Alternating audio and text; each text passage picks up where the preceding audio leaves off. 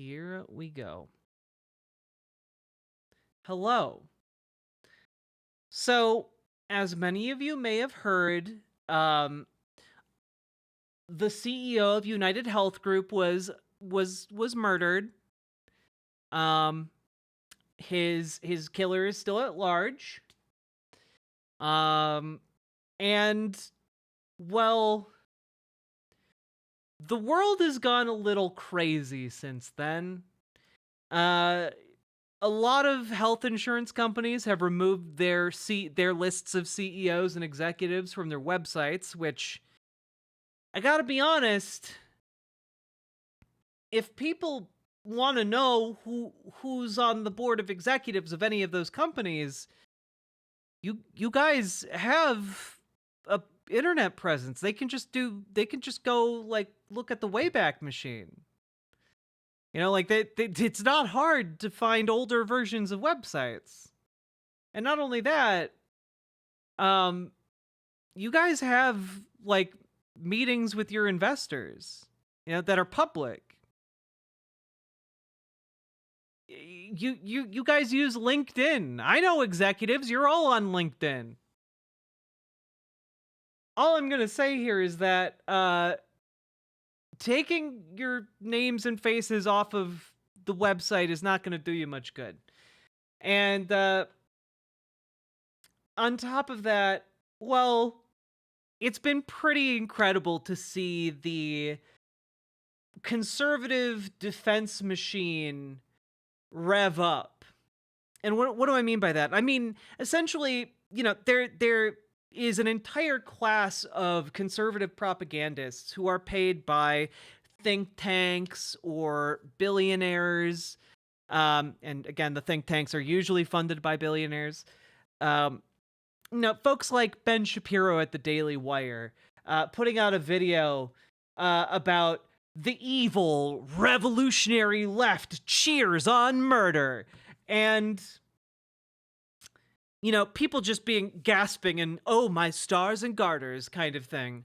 A lot of conservatives trying to take this opportunity to be like, the left just wants to kill CEOs. And, their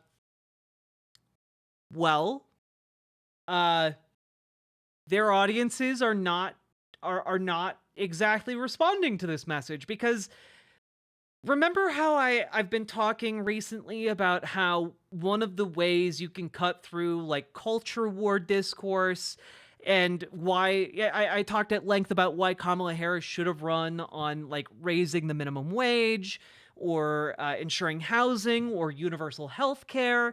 Part of the reason you do that is because whether you are Democrat, Republican, Independent, or someone who typically doesn't vote, you hate the companies and the CEOs and the executives that ruin your life on a daily basis. And the comment section on Ben Shapiro's video is incredible. And this comes to us courtesy of Mike from the Humanist Report here. Comments on the Ben Shapiro video. It's not just the left, Ben. I don't know why you're trying to keep pushing this as a left issue. It's clearly across the board. To claim that it's just the American left that's been cheering this on social media is delusional. Sorry, Ben Shapiro, it's not just the left. Just like constant comments about how, well, don't get ahead of yourself, Ben Shapiro. It's not just the left that wants healthcare CEOs dead. It's also, the right. Everyone, essentially every working class person would prefer if these people had a healthy fear of retribution from the public. So yeah, a lot of people, they don't want to go out and murder a healthcare CEO, but they're not going to be upset if it happens. Like most people's reaction to this has kind of been like, good. They should be worried. And, yeah, looking at the numbers, people denied healthcare claims, around 26,000 die every year. And that's an underestimate. Okay? Like, should we want the people who run these systems that kill tens of thousands of Americans every year? they're allowed to wish death upon tens of thousands in order to increase their profit margins. But like, you're not supposed to react to that kind of inhuman barbarity with the kind of vitriol it deserves. Okay. All right. Like that seems insane to me. The thing is, everyone hates healthcare. Everyone. The only good way to actually deal with healthcare is a universal program. That's it. That's the only good way to deal with it, because you know what? Otherwise, you're getting like absolutely gouged on premiums, okay? And not only that, you're getting denied coverage when you already need it. Like, if you're paying your premiums, you're giving so much of your money to these companies, and then the moment you actually need to cash in and use some of that coverage you've been paying them for, they go, well, maybe not. And you're like, wait, but I could die if I don't get this. And they're like, well, have you considered that maybe you wouldn't? There's like a 5% chance you wouldn't die. This is an excerpt from a piece from NPR, which is a very interesting spin, but see if you can see what they're actually saying here. Americans generally say they're pretty happy with their health insurance, according to survey data from health policy research organization KFF. Unless they're sick, those with fair or poor health are nearly twice as likely to be displeased with their insurance compared to those with good health. Yeah, because people with good health don't use their insurance. The second you actually have to interact to any significant degree with the insurance system, your hatred explodes. Okay? Like, to any degree, let alone if your health is poor, And that's because these companies make money by not covering you, right? When you don't need health insurance, they're just making bank, okay? They don't have to provide you any service. They don't actually have to pay anything. It's great. You're just giving them money. What a brilliant business model. And so they're heavily incentivized to continue that by not doing anything for you and continuing to make that money without spending any money. And I want to really hammer home how bad these systems are. They are so bad that the people who work within the bureaucracy of these insurance companies find it to be hateful.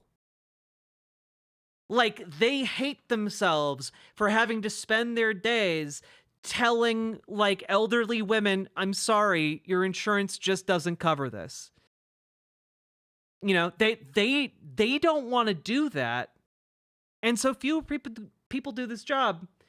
And, well, what do you think happens in this circumstance here?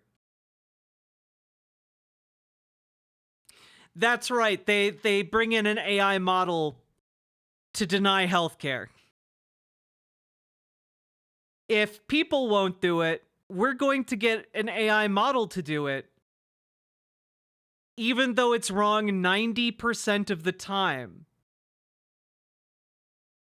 And United Health is now being sued for that, because essentially the lawsuit is alleging that 90% failure rate, that is simply canceling claims, is intentional. They intentionally made it wrong in order to lie to people who are entitled to coverage.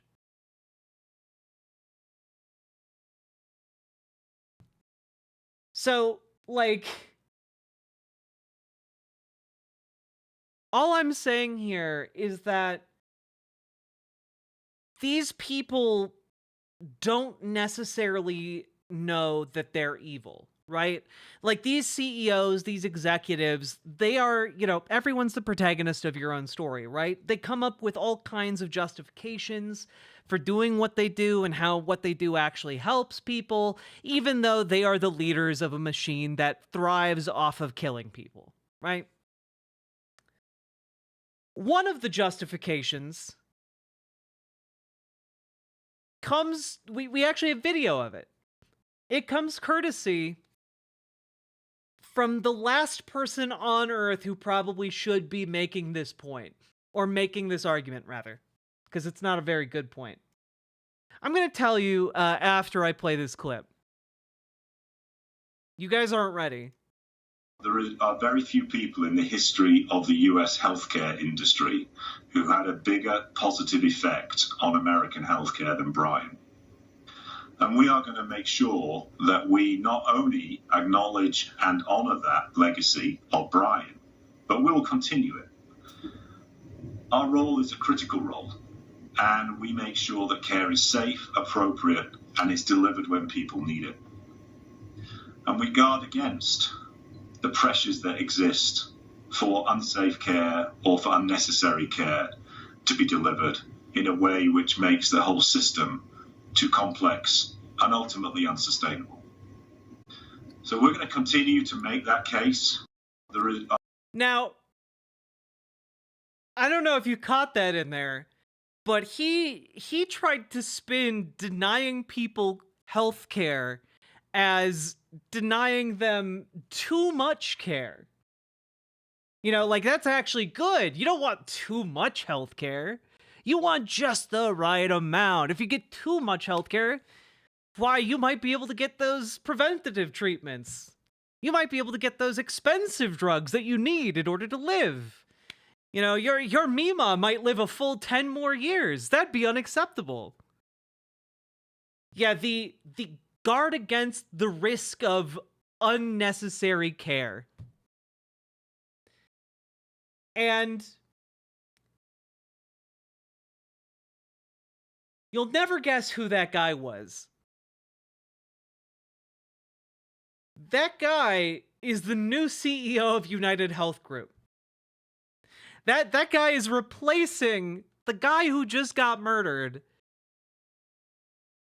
And it really does seem like maybe you should be like the last guy on Earth trying to argue that actually denying patients healthcare that is being prescribed by their doctors, maybe you should be the last person on Earth trying to argue that that is actually a virtuous act. Okay? I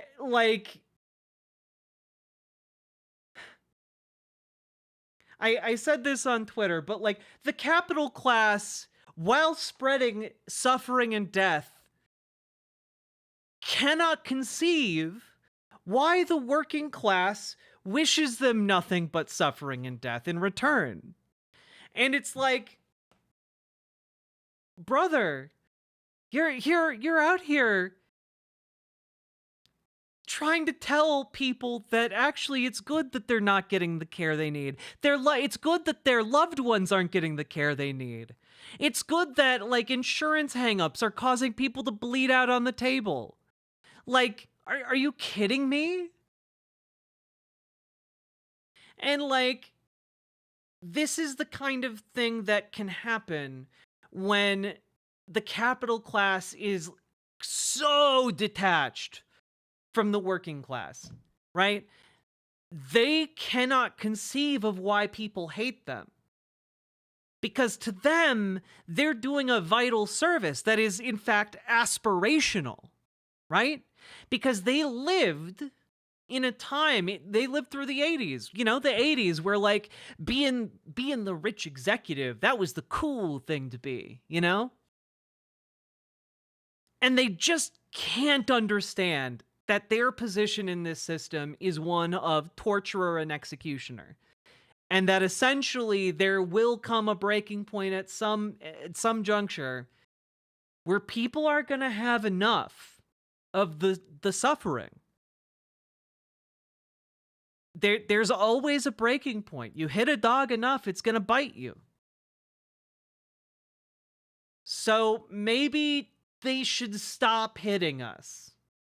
That would probably be in their best interest as well as ours.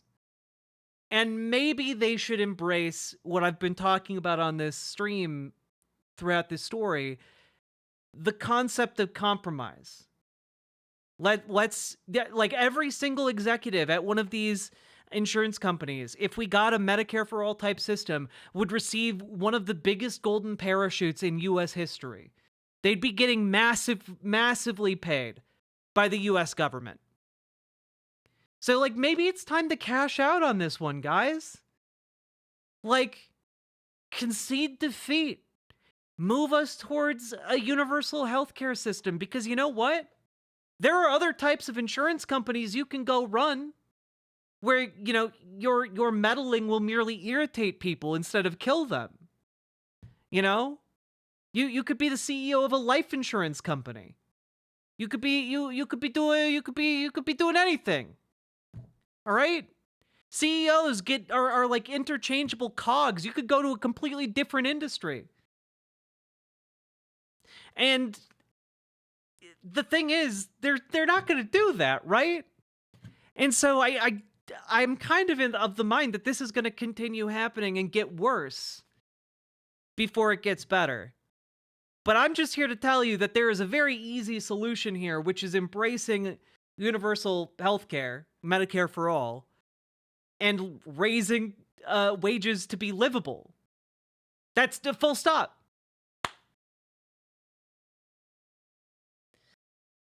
So I'm just kind of baffled here, but you know, we're not quite done with this because of course the Humanist Report over here threw this up, and is that a Brad Palumbo? TikTok is celebrating a murder. This is dark. Someone who profited, and all of the comments here, man. Someone who profited off of human suffering as a career was killed. Poor guy. Like, so many people just like going, yeah, you know what? Us conservatives, us libertarians, we're in favor of this too, actually. Like, I've never seen an event like this unite so many different people across the aisle. And it's worth wondering why that is if you're someone who hasn't understood why people are doing this up to this point. Ask why might people hate insurance CEOs and why people might think the world is better off without them. The answer may surprise you. Yeah, I haven't seen society so united in purpose since Pokemon Go came out. It's wild. It's wild. Anyway, I was considering, you know, I feel like that segment had a good ending point there. Let's just end it there. I don't actually want to go through Brad Plumbo's video here. That is 35 minutes long. Chilling assassination that was captured on video, which of course I'm not going to show you here, but it's pretty disturbing stuff. The investigation is still ongoing, so we're still speculating about the shooter and the motive and all that, but many people suspect it has something to do with the measures your Oh, look at that. He took his shirt off for the ad. Government rules and regulations. It's just sick and weird to celebrate the cold-blooded murder of a businessman and call it good news. The counterpoint, that businessman is pretty directly responsible for killing thousands. So I don't know. That, by the way, that's like thousands of people every year. So I don't know. I think maybe it's okay to be happy that, you know, he's gone, and maybe the company will stop doing that.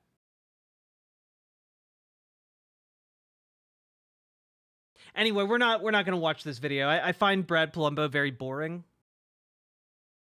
I should probably go over more of his content, considering he has 154,000 subscribers, but like, good God. Can we talk about social murder?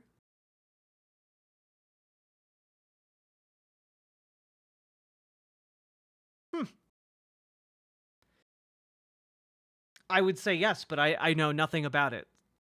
So I'll have to read up. But I will read up. That's actually a very interesting concept.